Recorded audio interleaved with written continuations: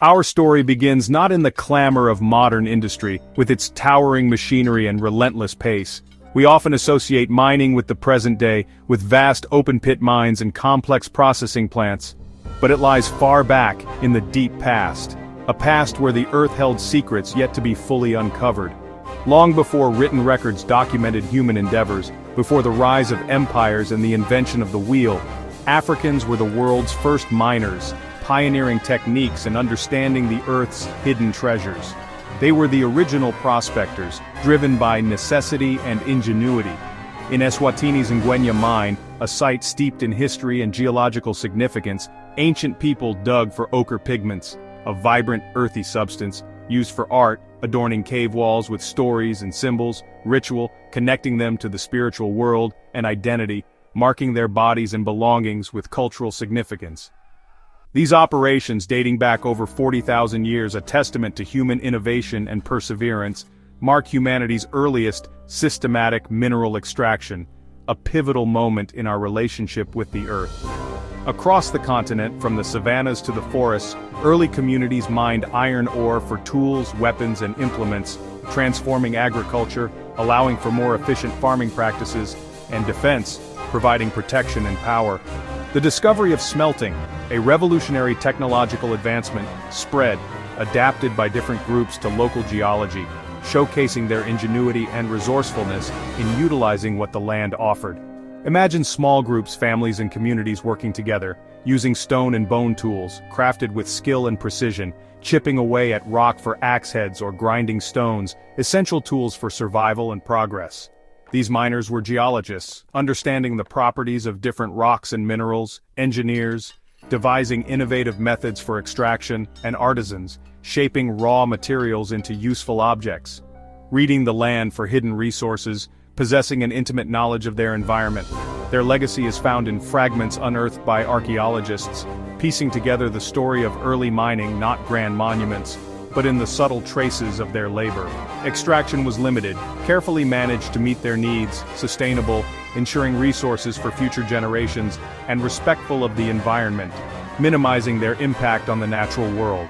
This ancient, balanced relationship with the earth, a model of responsible resource management, laid the foundation for Africa's long mineral story, a story that continues to unfold today. As societies grew from small settlements into complex communities, their needs and desires expanded exponentially. So did their hunger for the Earth's treasures, driving them to seek out and extract valuable resources from the land around them. This marked the beginning of organized mining and resource exploitation. In Nubia, a region rich in resources along the Nile, gold was mined extensively for the pharaohs, the rulers of ancient Egypt, becoming a symbol of their power and divine right. Gold was believed to be the skin of the gods, a sacred metal that connected the earthly realm with the divine. Its possession was not merely a sign of wealth, but a testament to one's spiritual standing. By 2600 BC, during the Old Kingdom period, Egyptians, driven by their insatiable need for gold, sent expeditions south into Nubia, establishing some of history's first large-scale mines, transforming the landscape and the lives of those who toiled within them. Conditions were brutal, a stark contrast to the opulence the gold would eventually adorn. Prisoners of war and their families toiled endlessly in dark, claustrophobic tunnels, their lives reduced to the extraction of this precious metal. Children, small and nimble, were often squeezed into narrow crevices, risking their lives to reach veins of gold inaccessible to adults. All for gold dust, the raw material that fueled an empire. This gold funded the construction of Egypt's magnificent pyramids, testaments to the pharaoh's power and ambition.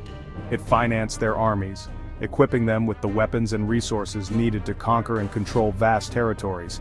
And it fueled their trade, allowing them to acquire valuable goods and resources from distant lands, making Nubia vital to the empire, a crucial source of wealth and power. Egypt built imposing forts to control the mines, asserting their dominance over the region, and to secure the vital trade routes that carried gold and other precious goods across the desert. The desert still holds the silent ruins of ancient mining sites and long-abandoned settlements, whispering tales of a bygone era. Silent witnesses to this vast enterprise, a testament to human ambition and the enduring allure of gold. Africa's role as a major mineral supplier to the world began millennia ago with this relentless pursuit of gold, shaping the course of history and leaving an indelible mark on the continent, shaping empires and destinies, both in Africa and beyond. The story of Nubian gold is a story of power, ambition, and the human cost of resource extraction. It's a story that continues to resonate today, highlighting the enduring value and the complex legacy of Africa's resources. For centuries, Africa's minerals were traded along ancient routes, pathways etched into the very fabric of the land. These routes served as arteries of commerce, connecting communities and kingdoms through the exchange of precious resources. Gold, salt, and other commodities flowed along these trails, carried by merchants and traders who understood the value of the Earth's hidden treasures. But the Industrial Revolution, with its insatiable hunger for raw materials, changed everything. The demand for minerals skyrocketed as factories churned and steam engines roared to life. This new era of industrialization cast its gaze upon Africa, recognizing the continent's vast untapped potential. In 1867, a boy, while playing along the banks, found the Eureka diamond near South Africa's Orange River, a seemingly insignificant event that would alter the course of history. This single discovery ignited a spark, hinting at the immense wealth hidden beneath the African soil. The news of the diamond discovery spread like wildfire, sparking global excitement and fueling dreams of instant riches.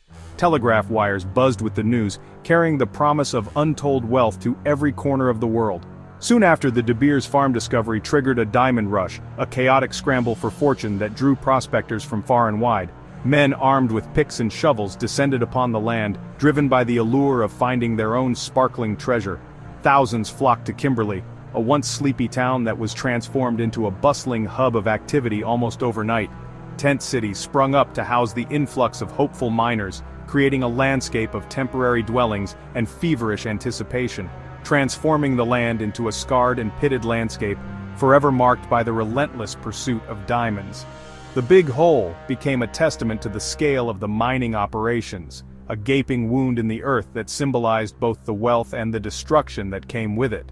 Individual diggers, initially driven by their own ambition, gradually gave way to industrial mining, as larger companies with greater resources began to dominate the scene.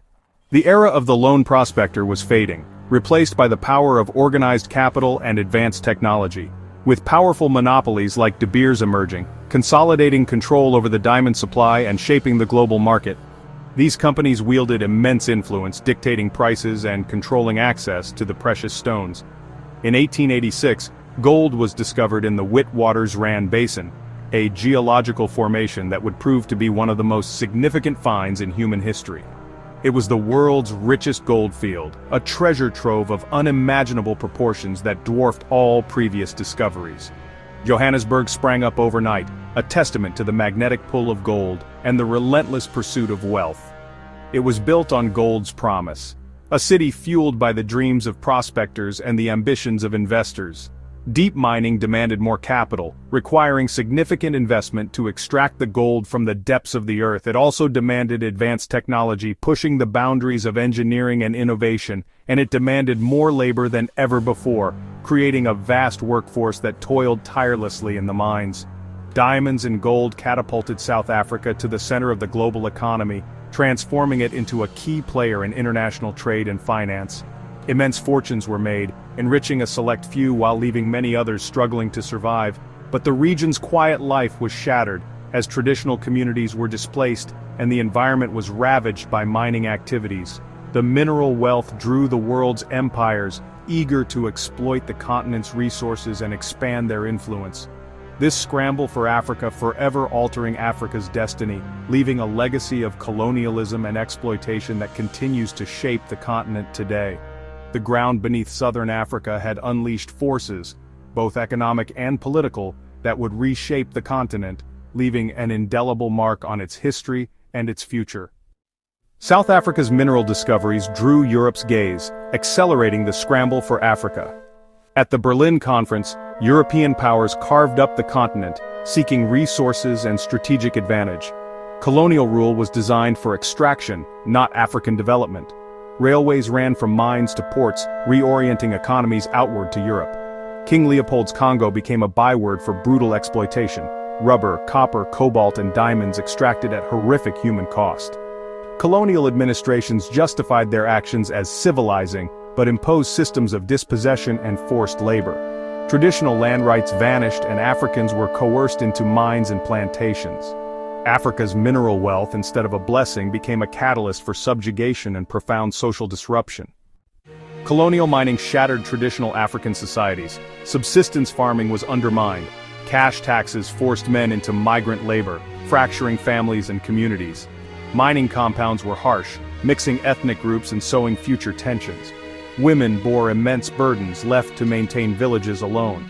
The colonial economy was dual, a modern, export-driven mining sector for foreigners, and a neglected traditional sector for Africans. Little was invested in education or infrastructure beyond what served extraction. Independence brought unbalanced economies, reliant on a few commodities and plagued by arbitrary borders. The legacy of exploitation and dependency still shapes Africa's social and economic landscape. Today, Africa's minerals are more vital than ever, powering the global tech and green revolutions. The continent holds vast reserves of cobalt, coltan, gold, diamonds, oil, and gas. Over half the world's cobalt, crucial for batteries, comes from the DRC. Coltan from the Great Lakes region is essential for electronics. Gold and diamonds remain major exports, with Botswana showing how mineral wealth can fund development. Nigeria and Angola are energy giants, while new gas exporters are emerging. Africa's resources are both an opportunity and a challenge, as global demand soars. The question, can this wealth finally drive broad-based development for Africans? Africa is now a key player in shaping the world's future, if its resources benefit its people. Africa's mineral story is at a crossroads. How to manage its wealth equitably and sustainably. For too long, benefits have gone to outsiders, while locals bear the costs. The challenge is to ensure mineral wealth leads to real development, not just extraction. Transparency initiatives and stronger governance are vital to fight corruption and the resource curse. Environmental protection must be enforced with responsible mining and land rehabilitation. Community rights and fair compensation must be central to new projects. The future will be written by Africans, through strong institutions, education, and adding value to resources. From ancient mines to modern tech, Africa's destiny is tied to its geology. The task now, turn this gift into a prosperous, sustainable future for all.